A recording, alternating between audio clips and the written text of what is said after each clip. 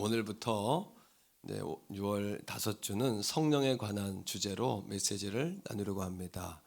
성령의 새바람이라는 주제인데 한번 따라해 보세요. 성령님은 확신을 주신다.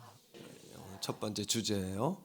여러분, 우리가 하나님 마음에 쏙 들지 않아도 하나님 자식입니까? 아닙니까? 예를 들어서 여러분들의 자녀가 여러분들의 마음에 쏙 들지 않아도 자식이에요, 아니에요? 가르쳐야 될 자식이고, 먹여야 될 자식이고, 기도해 줘야 될 자식이고, 또 기다려 줘야 될 자식이고, 길러내야 될 자식인 것이 맞죠? 맞습니다. 우리 신앙에 있어 가장 중요한 것은 이 확신이에요. 그래서 하나님이 가장 기뻐하시는 기도가 있는데 그것은 하나님을 아버지라고 부르며 드리는 기도예요. 한번 따라합니다. 하나님 아버지. 하나님은 이 기도를 가장 기뻐하세요. 그리고 이 기도가 가장 능력이 있는 기도인 겁니다. 오늘 말씀은 우리에게 그 확신을 주고 있어요. 흔들리지 않는 연약한 우리에게 성령, 하나님의 영이신 성령께서 그 확신을 주시는 겁니다. 첫 번째는 우리에게 죄사함의 확신을 주세요. 따라합니다. 죄사함의 확신. 자, 말씀 속에서 로마서 8장 12절입니다. 같이 한번 로마서 8장 12절을 읽습니다. 시작. 그러므로 형제들아, 우리가 빚진 자, 우리는 빚진 자입니다. 누구에게요? 같이요. 육신에게 져서 육신대로 살 것이 아니니라. 우리는 빚을 졌는데 육신에게 빚진 자가 아니다. 육신에게 빚졌다면 여전히 육신에게 우리는 지배를 당하고 구속을 당할 것이다, 이 얘기거든요.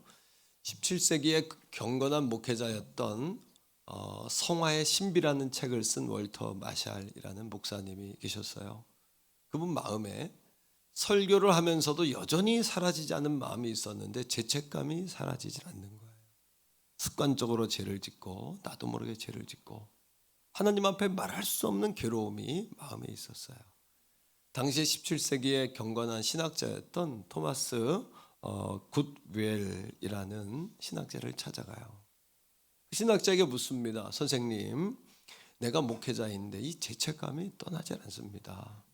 말씀에 확신이 없고 때로는 구원이 흔들릴 때도 있습니다. 목회자임에도 불구하고 그런 고백을 하는 거예요.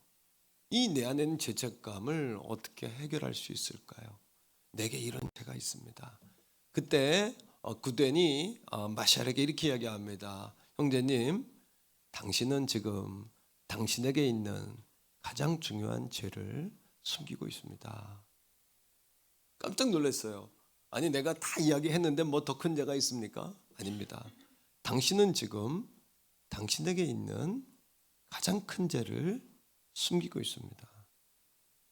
그 죄는 당신의 죄를 위하여 예수님이 십자가에 죽으시고 당신의 모든 죄를 사하셨는데 그 사실을 믿지 못하는 불신앙의 죄입니다. 어쩌면 우리에게 있는 죄 가운데 가장 큰 죄는 불신앙의 죄일 거예요. 성화의 신비라는 책에서는 이렇게 이야기합니다. 그 순간 나는 충격을 받았다. 내가 실상은 예수 그리스도를 믿지 못하고 있었다는 사실이다, 라고 말입니다. 사랑하는 성도들이요, 우리가 구원받기 전에는 물론 육신의 빚진 자로 살고 있었어요. 여기서 육신이라는 것은 성경에서 정욕, 육신 이런 단어를 쓰는데 그것은 뭐냐 하면 내추럴 디자이어예요. 원초적인 우리에게 죄성. 하나님이 주신 본 형상이 있습니다. 하나님 형상대로 지음 받았는데 그것을 잃어버린 후에 우리는 내추럴은 좋은 게 아니라 그냥 있는 그대로 우리 인간의 본성으로 돌아가 버렸다는 거예요. 죄된 본성. 그래서 우리는 육신의 본성을 따라 살고 날마다 율법 아래에 죄지은 자로 정죄받으며 살아왔다는 겁니다. 율법 아래에서 죄책감에서 벗어나지를 못했다는 거예요. 그러나 이제는 우리는 따라합니다. 우리 이제는 그리스도에게 빚진 자예요. 죄의 빚진 자가 아니라 예수에게 빚진 자예요. 자, 에베소 1장 7절입니다. 이 말씀에 우리에게 분명히 바울 사도는 이렇게 선언합니다. 시작. 우리는 그리스도 안에서 그분의 은혜의 풍성함, 하나님의 풍성함은 우리의 인색함과는 비교할 수가 없어요. 우리의 계산적인 인색함과 계산적인 풍성함, 내가 이만큼 주면 나도 너 이만큼 준다, 나는 너보다 조금 더 줬어, 나는 이렇게 넉넉한 사람이야, 이런 계산적인 풍성함이 아니에요. 하늘을 여러분 두루마리 삼고 바다를 먹물 삼아도 다 기록할 수 없는 것이 우리 아버지 하나님의 사랑이라는 사실이죠. 믿습니까 여러분? 그 풍성함 상상해 보세요. 바다를 먹물 삼고 하늘을 두루마리 삼아도 다 쓸 수 없는 그 사랑, 이게 아버지 하나님의 사랑이에요. 여러분의 죄가 아무리 크고 지독하고 악독하다 할지라도 하나님의 사랑으로, 그 은혜의 하늘과 같은 은혜로 다 덮어주신다는 거예요. 자, 그 풍성함을 따라 그 다음에 읽읍시다. 시작.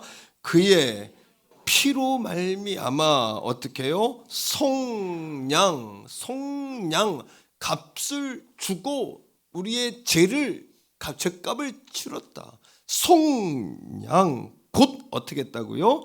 죄 사함을 받았느니라. 여러분, 빚을 한번 갚으면 또 갚을 필요가 있습니까 없습니까? 없단 말이에요. 이건 법적 용어예요. 이미 무죄 선언을 받았어요. 칭의라는 것은 무죄를 선포해 주셨다는 거예요. 무죄를 선언해 주셨다는 거예요. 죄가 없어서가 아니라 우리의 죄를 아들이신 예수 그리스도를 보내서 십자가에 대신 죽어 피 흘리게 하시고 그 피값으로 우리의 죄를 용서하셨다는 것이에요. 그러하게 이제부터는 예수 안에 있는 자에게는 결코 죄책감, 정죄함, 결코 정죄함이 없는 줄로 믿으시기를 바랍니다. 이게 누가 하는 일이에요? 성령이 하시는 일이에요. 성령이. 자, 로마서 8장 1절 2절을 바울의 위대한 선언입니다. 이 로마서 8장은요. 이 부분이 해결받지 않으면 영적인 권고에서 벗어날 길이 없어요. 1절 읽으세요. 시작. 그러므로 이제 그리스도 예수 안에 있는 자에게는 결코 정죄함이 없습니다. 그러므로 예수님이 십자가에 우리를 위하여 대신 우리의 죄값을 치르고 죽으셨기 때문에 그이가 목사라 할지라도, 그이가 장로라 할지라도, 그이가 모태신앙이라 할지라도 이 죄사함의 확신이 없으면 예수를 믿어도 온전히 믿는 게 아니라는 거죠. 자, 2절의 말씀이에요. 시작. 이는, 자, 이 접속사가 너무나 훌륭해요. 그러므로 이는 뭐뭐 때문에 그런 얘기죠. 2절 시작. 이는 그리스도 예수 안에 있는, 끊어서 읽읍시다. 생명은 구원의 법이에요. 예수 안에 있는 십자가로 인하여 우리의 죄를 씻어주신 구원의 법, 생명의 법입니다. 이게 그 다음에 어떤 법이요? 시작. 성령의 법은 구원받은 우리가 이 땅을 살아갈 때 승리하는 승리의 법칙이에요. 오늘도 우리 힘으로는 이길 수 없다는 거예요. 성령님이 도와주셔야 돼요. 성령님이 찾아오셔야 돼요. 성령을 갈망해야 돼요. 그럼 누가 성령을 받을까요? 오늘도 성령님은 성령을 부으실 것을 찾고 있다 그러셨어요. 오늘도 성령이 임재할 것을 기다리고 찾고 주목하고 계신다 그랬어요. 하나님은 오늘도 찾으시는데 신령과 진정으로 예배하는 자를 찾으신다고 했어요.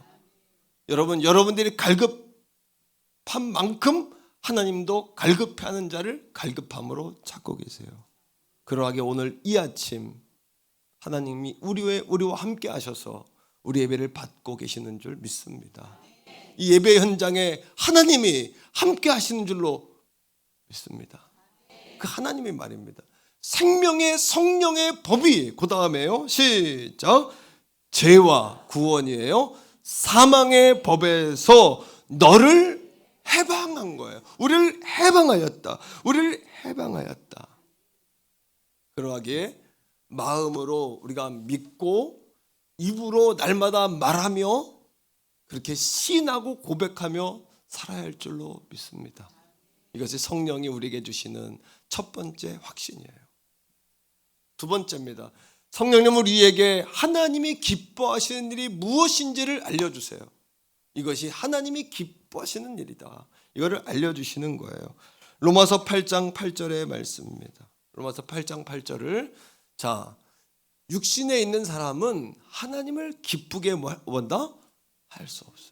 육에 거하는 자, 다시 말하면 성령이 오늘 이 아침 찾아오셔서 우리에게 말씀하세요.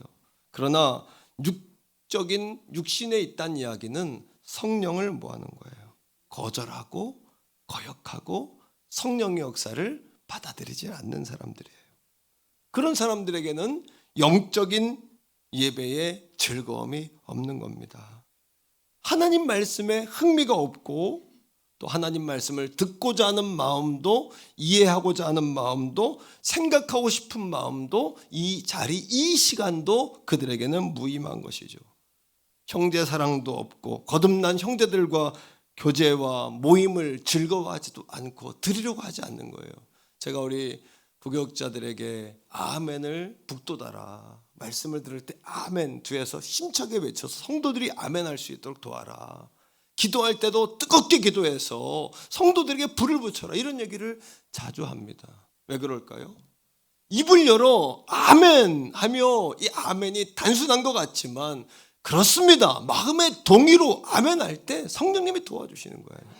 그런데 여전히 입을 열지 않고 기도하지 않고 들으려고 하지 않고 예배를 통하여 주님을 만나려고 하지 않고 단순히 습관적으로 종교적인 마음으로 종교적인 행위로 이 자리에 나왔다면 모두가 하나님을 만났다 하는 고백 가운데 나는 외딴 섬과 같이 나는 왜 하나님을 만날 수가 없지?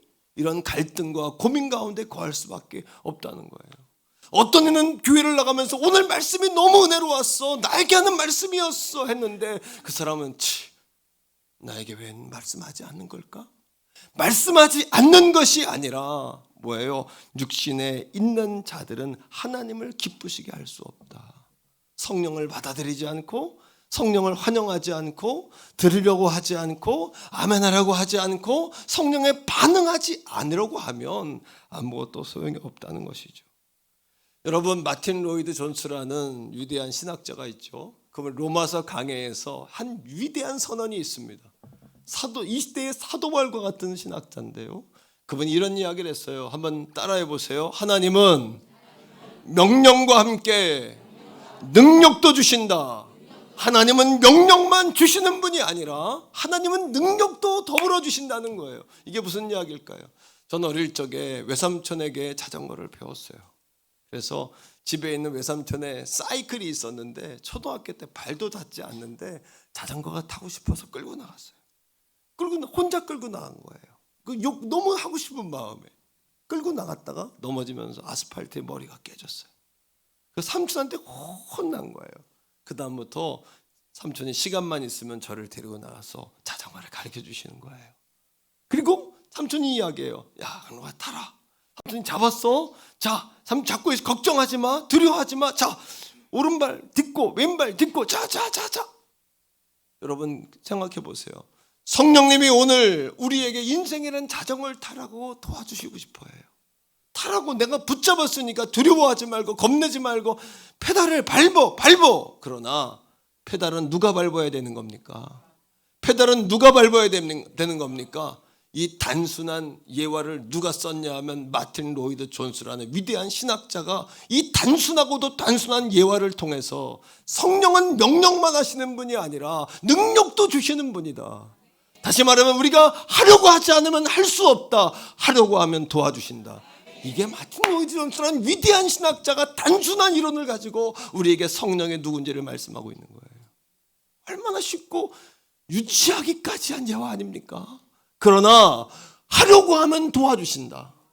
하지 않으려고 하면 못한다. 성령은 명령과 함께 능력도 더불어 함께 주시는 분이시다. 믿습니까, 여러분?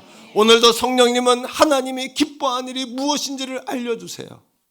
깨닫게 해주세요. 특별히 누가복음 15장의 탕자를 통해 하나님과 성령과 우리의 관계를 이렇게 삼박자로 설명을 합니다. 17절 읽어봅시다. 누가복음 15장 17절 시작. 이에 스스로 돌이켜 이르되 내 아버지에게는 양식의 풍족한 꾼이 얼마나 많은가. 성령은 감동하세요. 그러나 누가 반응해야 돼요? 탕자의 사건을 통해 성령이 말씀하시는 게 뭘까요? 성령님이 깨닫게 하십니다. 내 아버지 집에는 얼마나 풍족한 품꾼들도 배불리 먹는데 나는 그 아버지를 두고 집 나와서 이게 무슨 고생인가. 아버지에게로 돌아가자. 성령이 감동하셨어요. 그러나 17절 말씀에 다시 올려주세요. 이에 어떻게 돌이켜? 누가 돌이켜? 스스로 돌이켜. 오늘 이 아침에 이 말씀의 핵심인 거예요. 사랑하는 성도들이여, 하나님이 알려주고 싶어도 스스로 반응하지 않으면 은혜가 안 됩니다. 반응하지 않으면 역사가 일어나지 않습니다. 제가 이 아침에 여러분 저도 나름대로 젠틀한 목사예요. 근데 내가 왜 지금은 성령 시대, 기도가 답이다 이런 걸 왜 합니까? 아내들이 집에서 혈기를 부리면 남편들이요 기도가 답이다 해버리십시오. 이거 훈련 다 가르쳐 주는 거예요, 방법을. 남편들이 성질을 내면 지금은 성령 시대 하란 말이에요. 한 번 더 해요. 옆에 사람 바라보면서 자, 지금은 시작. 지금은 성령 시대, 기도가 할렐루야. 이렇게 시인하는 거예요. 아니, 잠잠한 세상에 파동도 없이 잠잠합니다. 세상에 고요합니다. 마귀들도 여러분 참 느긋하고 참 쉴만한 공휴일이에요. 마귀들도. 그런데 갑자기 태경원 성결교회 느닷없이 지금은 성령 시대에 얼마나 영적인 파도가 치겠습니까? 나는 영적인 파도가 친다고 봅니다. 인근 여러분 영적 파도가 치고 성도들이 기도가 답이다 외칠 때 하늘의 문이 열리고 마귀가 한 길로 왔다 일곱 길로 떠나가고 인생을 살다가 얼마나 시기 질투가 많고 방해하고 사람들이 여러분 발목을 잡고 얼마나 괴롭히는 사람들이 많습니까? 그러나 기도할 때 하나님 우리의 대장 되셔서 앞길을 열어주실 줄로 믿습니다. 자, 18절이에요. 자, 시작. 내가 일어나 아버지께 가서 이르기를 아버지 내가 하늘과 아버지께 죄를 지었사오니. 따라합니다. 성령은 감동하시고 재촉하신다. 성령은 감동하고 재촉해요. 그러나 누가 반응해야 돼요? 누가 반응해야 돼요? 누가 반응해야 합니까? 우리가 반응해야 합니다. 내가 반응해야 하는 겁니다. 주님 나를 써주세요. 주님 납니다. 이렇게 납니다. 하나님 부족하지만 나를 써주세요. 20절이에요. 시작. 이에 일어나서 아버지께로 돌아가니 아직도 거리가 먼데 아버지가 그를 보고 측은히 여겨 달려가 목을 안고 입을 맞추니. 성령은 깨닫게 하시고 우리로 하여금 돌아가게 하시고 하나님은 그런 우리를 맞아주시는 거예요. 이게 성령과 우리와 여러분 성령과 예수님과 아버지와의 관계. 아멘.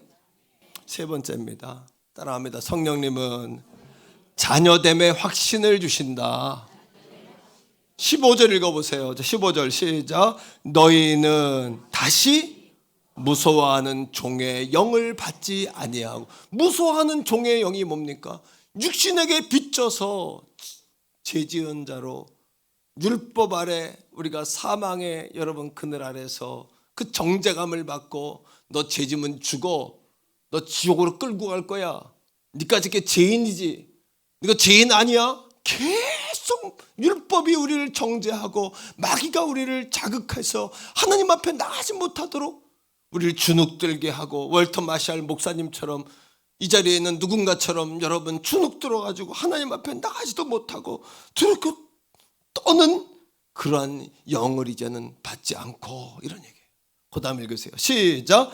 양자의 영을 예수 그리스도를 통하여 돌 감람나무였던 우리가 참 감람나무에 접붙임이 되어서 이제는 그 진액을 통하여 참 감람나무의 줄기가 되고 참 감람나무의 열매를 맺는 양자의 영을 받아서 그 다음에 우리가 아빠 아버지라고 부르짖느니라. 아빠 아버지라고 부르게 된 게 아니라 단순히 이 자격은 명사가 아니라 동사요 능력인 줄로 믿으세요. 하나님의 자녀가 됐다는 것은 자녀가 된 자격이 아니라 자격이 바로 권세라는 거예요. 그러니까 아빠 아버지라고 기도하게 되었다. 아빠 아버지라고 요구하게 되었다. 이게 무슨 얘기일까요? 어떤 아들이 아버지가 돌아가셨어요. 그 아버지는 술 중독에 알코올 중독에 자식을 때리고 무지하고 가난하고 그냥 아이들을 그냥 폭력으로 다스리는 아버지였어요. 아버지가 돌아가시고 오랜 세월이 지나 새아버지가 들어왔어요. 새아버지는 인격이 넉넉하고 사랑이 많고 부자예요. 또 돈도 많고 권세가 있는 사람이에요. 근데 이 아들이 먼저 아버지에게 상처받은 게 많으니까 아버지를 신분은 바뀌었지만 아버지라고 부르지도 않고 아버지한테는 뭔가 부탁도 안 하고 아버지를 인정하지도 않아. 신분은 바뀌었어. 어느 날 이 아들이 감당할 수 없는 큰 사고를 쳤어요.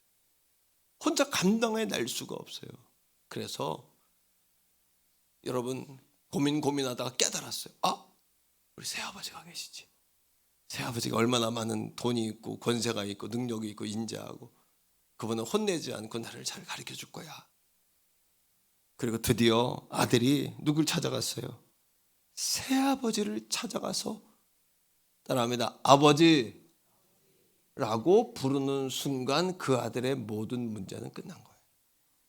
이거예요. 그 아버지라고 부르는 순간 그 아버지에게 있는 모든 능력과 권세가 자식에게로 오는 거예요. 아멘입니까 여러분? 새아버지의 존재를 인정해야 돼요. 우리가 이전에 육신 가운데 살 때 육신의 종 노릇했어요. 마귀의 자식 노릇했어요. 지옥의 백성으로 살아갔어요. 새아버지인 하나님이 우리의 진정한 아버지를 찾게 되었어요. 그러나 문제는 뭐예요? 우리의 신분과 자격은 바뀌어서 구원함을 받았는데 죄사함의 확신에 대한 확신이 없어요. 그러니까 죄책감에 눌려가지고 여전히 하나님 앞에 나가 하나님을 아버지라 부르며 기도하지 못하는 거예요. 그러나 사랑하는 성도들이요, 하나님을 아버지라 부르는 순간 인생이 바뀌는 겁니다. 달라지는 것입니다. 달라지는 것입니다. 세상에서 가장 강력한 기도는 하나님을 아버지라 부르는 기도인 거예요. 하나님을 아버지라 부르는 기도인 거예요. 16절이에요. 출애굽기서 8장 16절. 성령이 하시는 일이에요. 시작. 성령이 친히 우리의 영과 더불어 우리가 하나님의 자녀인 것을 받아들이세요. 성령님 받아들이세요. 미국의 조지 카버라는 분이 1863년에 비천한 노예의 자식으로 태어났어요. 그런데 1940년에 돌아가실 때는 미국에서 가장 존경받는 흑인이었어요. 그는 농학자요 계몽자요 크리스찬이에요. 어느 날 미국 남부의 땅 거의 모두가 질소가 사라졌어요. 질소. 왜? 면을 재배하고 목화를 재배하다 보니까 질소가 다 없어져가지고 황무지가 돼버렸어요. 미국의 땅들이. 농사를 못 지니까 경제적인 타격을 입었어요. 그때 하나님께서 이 조지 카버에게 지혜를 주신 거예요. 땅에서 질소를 얻지 않고 공기에서 질소를 얻는 식물이 있어요. 식품이 그게 뭐냐 하면 땅콩이에요. 사람들에게 땅콩을 재배하라고 권면했어요. 땅콩을. 사람들이 처음엔 말을 듣지 않았는데 결과가 나오니까 너도 나도 땅콩 농사를 지었어요. 그래서 어마어마하게 땅콩이 쌓였어요. 문제는 뭐예요? 땅콩을 가지고 뭐 할 것인가? 땅콩 많이 먹으면 어떻게 되는 줄 알죠? 다 배탈 나요. 이 땅콩이 어마어마하게 쌓인 거예요.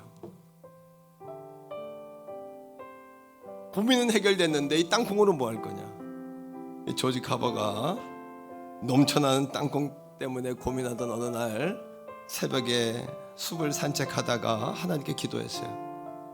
조지 카버의 전기에 보면 이런 글이 나옵니다.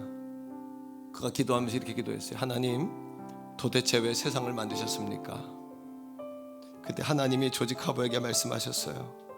너의 작은 소견을 가지고 너무나도 큰 것을 알려고 하지 말고 내게 어울리는 것을 물어봐라. 우린 기도할 때 너무 큰 거로 기도해요. 하나님 전능하신 창조주요. 하나님 그런 기도 원치 않아요. 아버지 하나님, 아버지 하나님. 조직하버가 다시 하나님께 물었어요. 하나님 그렇다면 왜 사람을 만드셨는지요? 그때 하나님 또 대답하셨어요. 너는 아직도 내가 감당하지 못할 큰 것을 묻고 있구나. 쓸데없는 건 묻지 말고 내 마음속에 진짜 원하는 것이 무엇인지를 물어라. 그때 조직하버가 이렇게 대답했어요. 하나님, 아버지, 이 많은 땅콩을 어떻게 하면 좋을까요? 이걸 물으셔야 되는 거예요. 이 많은 땅콩을 어떻게 하면 좋을까요? 그때 하나님 대답하셨어요. 그래, 그걸 물어봐야지. 그때부터 하나님과 조직하버가 하나님과 함께 카버가 연구하기 시작한 거예요.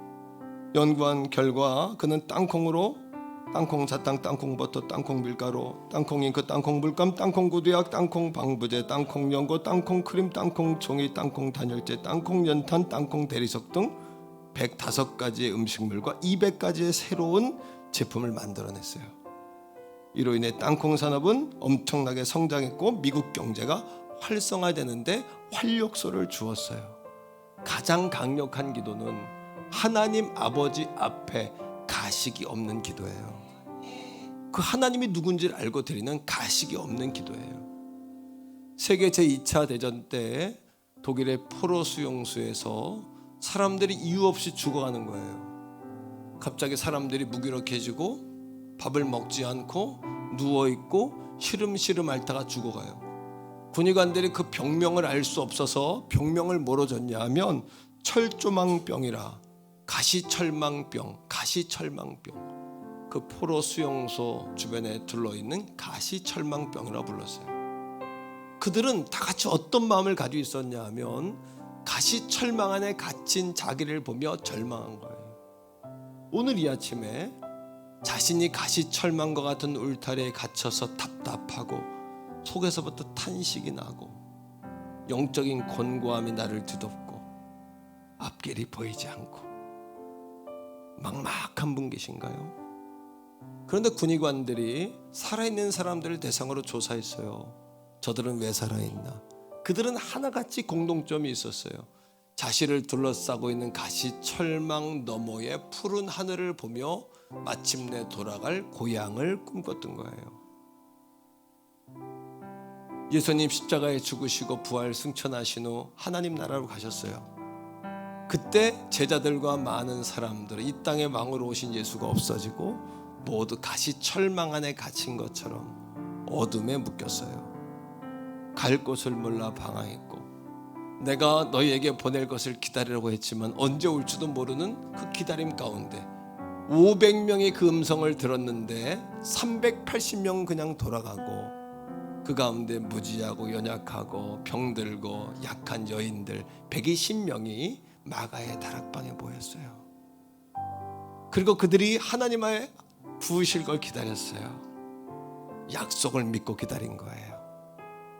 그러자 그들에게 하늘로부터 바람과 같고 불과 같은 성령이 각자의 머리 위에 임했어요. 이것을 우리는 성령 강림이라고 그래요. 그러자 여러분, 그들이 패배자요 아웃사이더요 바텀라인, 저 어두운 지하 세계 동굴에 살던 그들이 밖으로 뛰쳐나와 죽음을 불사하고 예수 그리스도가 주라고 외치기 시작했어요. 온 나라 백성들이 유월절을 지키러 왔을 때 이 그들이 입에서 그 나라 각 나라 방언이 나오기 시작하는 거예요.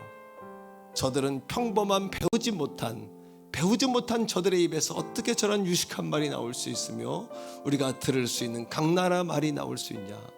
모두가 감탄했어요. 그리고 그들이 땅 끝까지 나가 예수를 전할 수 있는 힘과 능력을 입었어요. 사랑하는 성도들이여, 세계적인 정신분석학자 칼 메링거라는 분이 아주 위대한 이야기를 했어요. 사실보다 태도가 중요하다. 우리는 사실에 매어 살아요. 그러나 성공자, 성경에 승리한 모든 사람들은 사실이 아니라 현실이 아니라 태도가 달랐던 사람들이에요. 성령은 오늘 우리의 태도를 바꿔줘요. 가시철망 넘어 푸른 하늘을 보게 하고, 내가 마침내 돌아갈 본향을 보게 하고, 내가 여기 있지만 주님 안에 있다고 믿고, 그의 하나님이 나의 하나님이다. 그가 되면 나도 된다. 내게 능력 주시는 자 안에서 내가 모든 것을 할 수 있다. 나를 살려두신 이유는 하나님 사명이 있기 때문이다. 내가 하면 내 일이지만 기도하면 주의 일이다. 하나님은 내 아버지시다. 하나님은 내 아버지시다. 어둠의 권세 사탄 마귀가 나를 흔들어도, 시기질투하는 사람들이 나를 흔들어도 나는 예수 사람이다. 하나님 사람이다. 이러한 태도를 바꿔주는 거예요. 사랑하는 성도들이여, 한번 고백해 보세요. 사실보다 태도이다. 이 시간 같이 한번 허무한 시절 지날 때, 깊은 한숨 내쉴 때